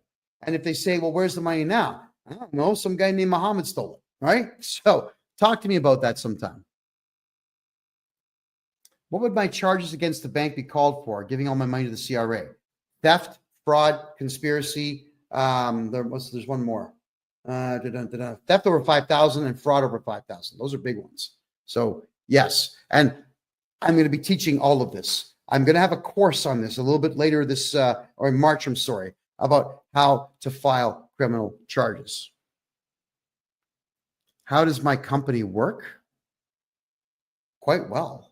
I don't understand the question. Could you please rephrase that? Okay, Keegan, if you're having an issue with the Calendly link, then I'd like you to immediately please go to the contact form on my website, the KevinJJohnston.me website. Just give me the invoice number. I'll take care of it. I'll get you the link right after the show. All right. So thank you, Keegan. I do appreciate that. Why is Trudeau still talking crap? Because he can, and because he knows that no Canadians are going to do anything about it. That's why. Okay, Keegan. Yeah, you definitely got to get a hold of me, Keegan. Please do that. In fact, everybody write this down for Keegan so he can email me. It's freedomreport.ca@gmail.com. Email me right now with all your contact info, Keegan, and your phone number. I'm going to call you right after the show. Are Panamanians nice to Canadian people? Yeah. Oh, yeah, they certainly are. I was having a good laugh today with a friend of mine. We had this gorgeous waitress today. We had chicken wings that were like this big. It was awesome. And I just said to her through the Google Translator, "You're gorgeous and I want to marry you." So she just types back saying, "Okay, but you got to get me a ring right now." So, I'm searching my pockets looking for a ring, and she's laughing, we're laughing the whole bit, and she's going to be cooking me dinner this coming Saturday. So, the ladies here are fabulous. People here talk to each other. People here have a good time. It is remarkable how easy it is just to strike up a conversation with somebody. Mostly through Translator. I've got these really wicked earbuds now that I stick in. I give them one, and it translates in real time. Yeah, it's like the Babel fish from the Bible. It's amazing. People in Panama are awesome, guys. You'd love it down here. I love it down here. Okay, Clap. If you're talking about the banks breaching fiduciary duties and breach of trust, that's not a crime. That's civil. You can sue them for that. So you certainly can do so. And you should. What should I do? The bank account has been frozen by the CRA for the last 3 months. Mr. Fix-It, I have to redo your taxes for the last 10 years, get your tax balance to zero for you, and they have no choice but to unlock the account. That's the only way. You can appeal and fight in court, but it's ridiculous. Let me just redo your taxes. Get her done. There we go. And KD, you're saying pay your debt? Why? That's rude. Why? Okay, let's cover that for a second here, everybody. You all know that I used to be a journalist. And you all know that I've been to 3 major war zones during my journalism period. You all know that I went to the Myanmarian war zone and I went into Bangladesh. I had to go with armed soldiers. We had to carry machine guns, knives, grenades. I went into a war zone so dangerous that the soldiers told me through a translator that if you see 4 or fewer attackers, throw the grenade at them. 5 or more, hold it to your head and let it go off, because if they catch you, they will cut everything off of you and feed it to you. That's how gross these terror groups were. And the Canadian government is funding all that nonsense. As gross as it is, I'll just tell you the truth here, because I, to this day, cannot get the images out of my head. 2018 is when I was in that war zone. That's 7 years ago. 7 years ago, and I still remember all the dead bodies that I saw in the fields. Dead children, dead women, dead babies, slaughtered with knives that the Canadian government's paying for with CRA's money. Don't you ever come on my channel and tell someone to pay their CRA debt. Don't ever do that again. You're gone if you do. Do not pay the CRA anything. The Canada Revenue Agency right now is going out of its way to make sure that terror groups around the world have more than enough money to slaughter innocent people everywhere. I'm the only one that went to that war zone. The only one. There was not a single journalist that went to the Myanmarian war zone. They're not brave enough to do it. I was there. I saw this. I filmed this stuff. There was a court order put on me by the Canadian government saying that I could not release that footage. Well, guess what? I brought that footage with me here to Panama, and there's nothing stopping me from releasing it. In fact, I'm testifying against the Canadian government in Bogota, Colombia this September, and we're going to play all that footage. I'm not going to watch it. Look at this. Look at this. When you see that stuff, it never leaves. And I know that my country of origin is the one paying for death all over Asia and all over Africa and all over the Middle East. Don't ever tell anyone to pay their Canada Revenue Agency debt. I'm telling all of you, do not pay the Canada Revenue Agency. It's not like it's going to Canadians. It's going into the hands of killers and pedophiles and terror groups all over the world. So, you know what? I'm going to block that idiot. Just get the hell out of here. Nobody wants you here. Anyway, getting back to taxes. Do you have any representation office in Alberta that can do my taxes, or how does that work? D. Carly, we do everything remote now. You know, there's absolutely no reason whatsoever to have these huge brick and mortar places. Yeah, we have offices, but our offices are small. You know, they're like garages, you know, maybe 400 square foot places. They have enough room for desks, chairs, filing cabinets, and 2 or 3 people to work in them. Everything that we do is on screens. I've got the laptop here. I've got the phone here. I've got a second phone here. I've got a third phone over here. And I've got 2 monitors on a wall in front of me here where I can see everybody at the same time. Like, we're all connected all day long. We don't need it. And it's really, really, really efficient for me that way, because I don't have to be in Canada, a place you all know that I couldn't wait to leave. So I just can't stand the politics there. With me being in Panama, I am calm, I'm cool, I'm collected, I'm healthy, better diet. Look how clean my skin is just by eating food that there's no drugs in my system at all. I don't need all kinds of makeup and whatnot to keep this expression going. It's a matter of good food. I'm just healthy. My blood pressure is perfect. My blood counts are perfect. Yeah, I'm happy all the time. Why would I want to be there? I'm going to do everything remote. So get a hold of me on the website and we'll take care of all your taxes there. My CPA is in Ontario. My lawyers are in Ontario. Some of my team are in Vancouver and some of my team are in Alberta. We don't need to all be in the same place at the same time. It would be nice, but it's completely unnecessary. What does it cost for you to write a letter to the CRA? There's a couple different price points on that. It's either $350, $500, or $950, depending on the complexity of the case. So get a hold of me if you want that done. All right. Let me just check the Facebook chat rooms here. All right. What do I think of Vancouver? What, the city?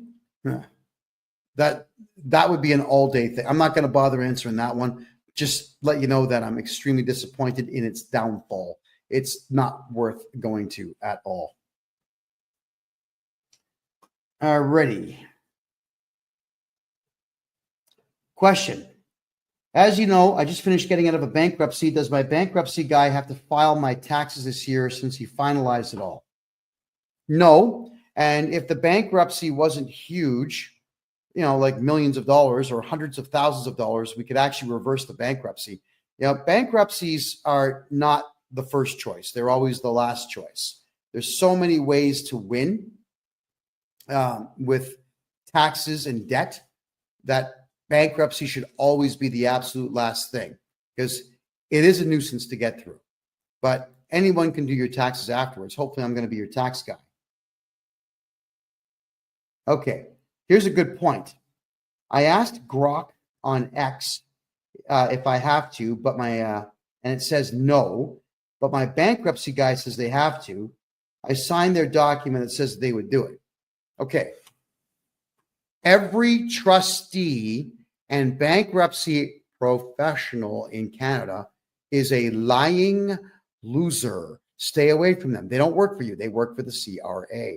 So it's a bad idea for anybody to get involved with these people. Just don't do it. And as for consumer proposals, bad idea. Why? Because it doesn't improve your credit rating, and you still owe the money. The idea of doing something like this is not to owe money. But in a consumer proposal, you still owe the money. You're still stressed out.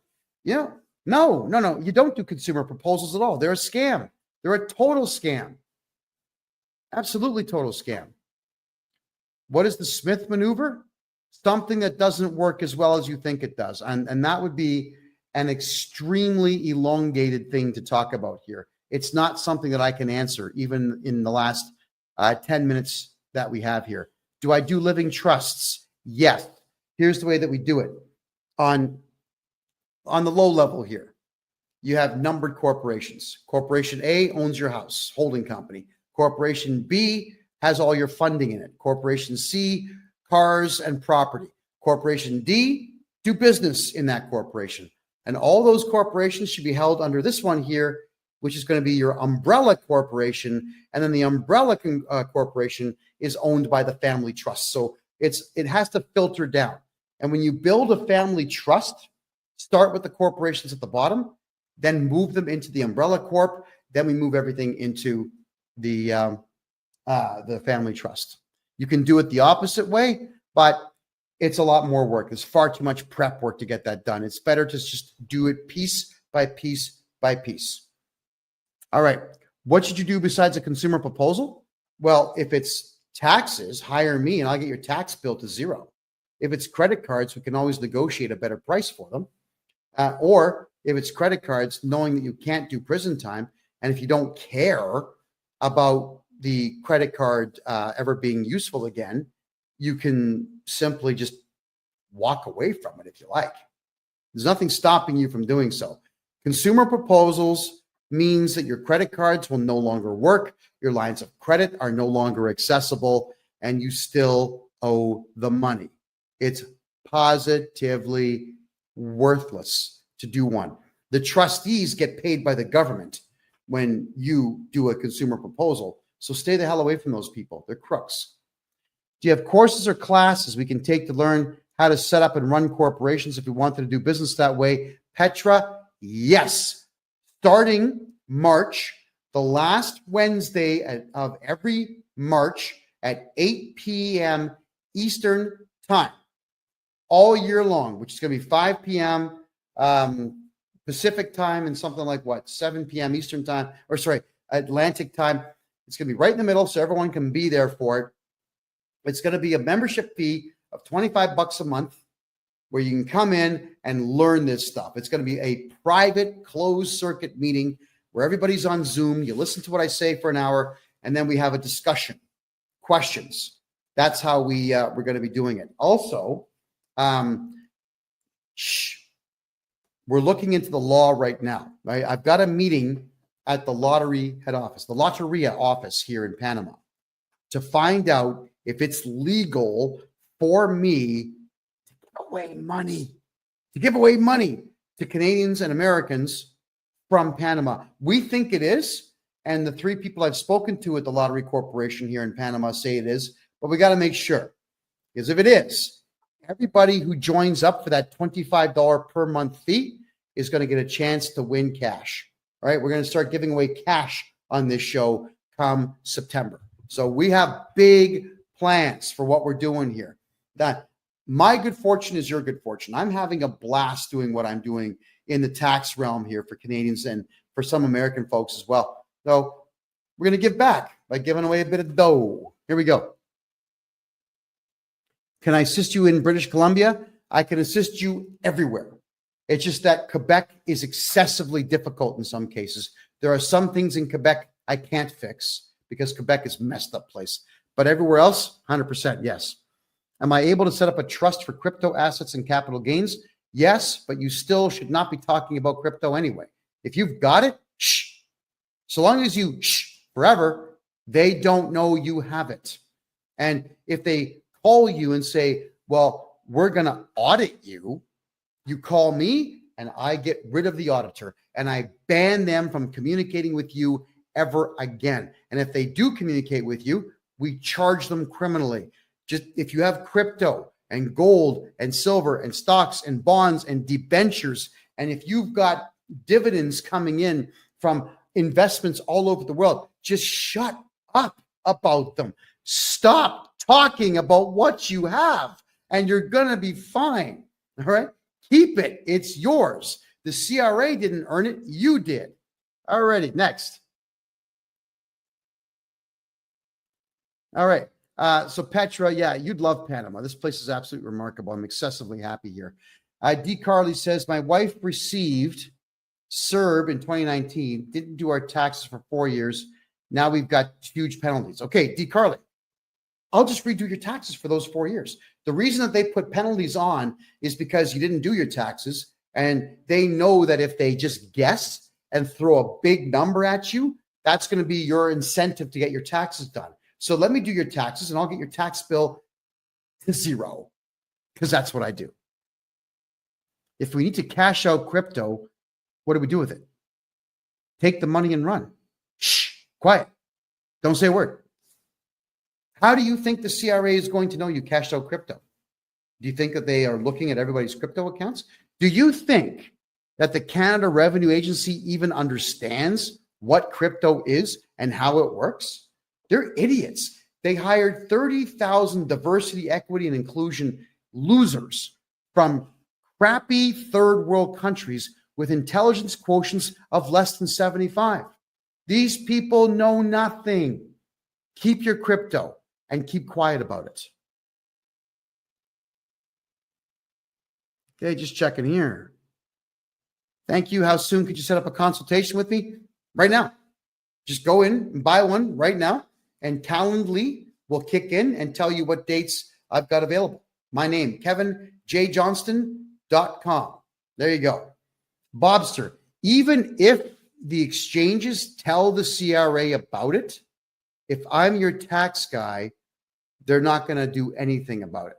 Now, I know how to get rid of all this capital gains nonsense out there on crypto, houses, on gold, on even collector cars or modern art or whatever it is you're buying. If there's going to be a capital gain on there, I'm getting rid of it for you. The CRA can't stop me from doing what I'm doing because it's all legal what I do. All I'm doing is using their own rules to defeat them. And they don't like that because they throw all these clauses of the Excise Tax Act that they're relying on. So I throw back 3 times the number, all of them that suit me. You know, too bad. So sad. I need to hire you permanently for my personal taxes. How do I get in touch? Bobster, my personal website. Yeah, don't communicate with me on social media, please. I don't have time. But I've got a video that's just about to break 400,000 views on TikTok. And this video has something crazy like 950 comments on it. At least it did this morning when I checked it out. I haven't read a single comment. I don't even know what's there.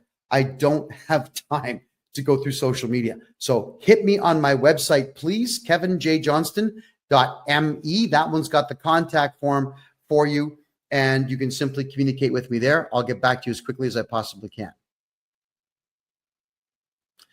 If I buy my house, am I going to have to pay capital gains? Not if I'm your tax guy. Absolutely not. There's no such thing as capital gains if this guy is your tax guy. Alrighty. Now we're down to our last 4 minutes here, everybody. So I'll take a couple of more quick questions here, and then we'll draw our conclusions for the night and part ways for another week. As always, this show is going to repeat itself on Thursday night. It will repeat itself live all the way through until the following Tuesday. So on Rumble, you can always watch the repeat of this show. It plays for four straight days after we're done.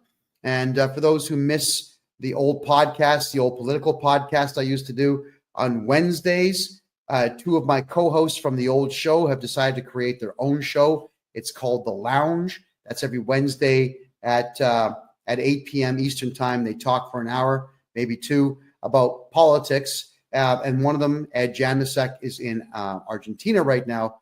And he told me that I would need to deliberately blind myself before I go because the women are so beautiful that you might walk in front of a bus not paying attention.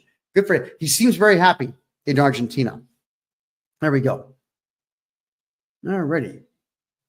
Thank you, Keegan. I appreciate that. D. Carly says, we've done our taxes and now we're paying a $35,000 bill to the CRA. Can I help? Yes. I'll get rid of it. I'll get rid of that tax debt. It's not even a debt. It's just a number they made up. Right? That's the thing with the CRA. They just make stuff up. Assessments and reassessments. It's a guess. It's a wild guess. They don't know what you owe. They just lie to you. It's all that they do. All right, everyone. We're going to draw our conclusions here. We're down to our last 2.5 minutes. In Canada, everything that you put on a tax return is voluntary. It's completely voluntary. The only mandatory thing that you have to do in Canada, and even that is only a suggestion, is you fill out a tax return. If you don't know your numbers, fine. Put your name and social insurance number at the top, sign the bottom, don't put any numbers on it, and mail it in. And now you have met your legal obligations. The CRA will assess it, but then you contact me and we can appeal it, and then we can do your taxes. All right? We want to make sure that each and every one of you knows your rights. And you've got the right to remain silent, so don't talk to the CRA. Have me become your tax guy and your legal agent so that I talk to them and not you, because they're always fishing for information. That's just how it works. The CRA knows nothing about you until you tell them. Because like I said earlier, they've got a bunch of morons working for them. They are not intelligent people at all. In fact, they all hate each other who work for the CRA because they've taken 100 different cultures and threw them all in the same offices and said, here you go, get along. Well, we know that doesn't work. So let them argue with each other and let us do your taxes for you so that we can get you back everything that they've taken from you. All right, so get a hold of me, folks. Joseph, thank you for the rose. Greatly appreciate that. My name's Kevin J. Johnston, everybody. I am formerly a journalist, and I am now Canada's #1 tax guy. Yes, I am Canada's biggest mouth. This yap never stops moving, and it always is going to tell you the truth as I know it to be about taxes, politics, money, finance, commerce, the whole 9 yards. Yes, I do live in Panama City now because I can't stand communist Canada. And yes, all of you can live a very good life here on an extremely low budget. This country has been very good to me. It's a beautiful place. I'll not be leaving anytime soon on any particular permanent basis. You got to check it out for yourselves. All right, everybody. This is the Tax and Money Show, episode number 51. Every Tuesday, 9 p.m. Eastern.